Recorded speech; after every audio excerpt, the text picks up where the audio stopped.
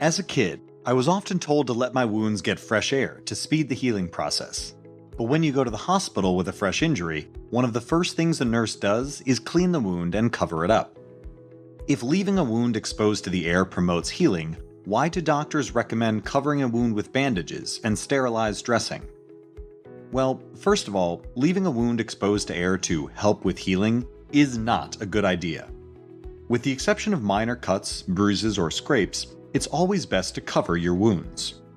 The human body has different processes to deal with different kinds of injuries, but one of the most common ways the human body reacts to a wound is by forming a scab.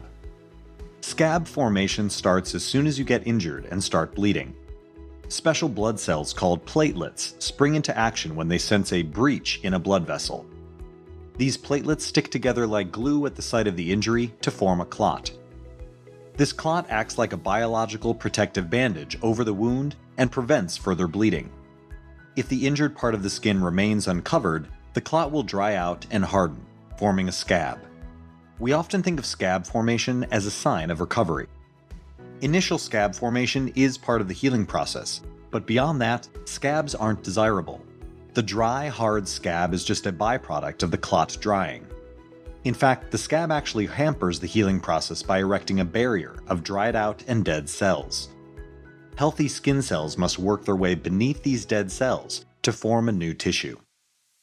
One source of the "let the wound air out" myth might be the intent to keep the wound clean. The assumption there is that a moist environment can become a breeding ground for bacteria. However, if a wound is initially cleaned with water and a little disinfectant, the chances of infection are low. The body's immune response, clotting, and inflammation all manage to effectively fight pathogens. If a fresh wound is kept covered, it prevents the skin cells from drying out and forming a scab, which minimizes the chances of scarring.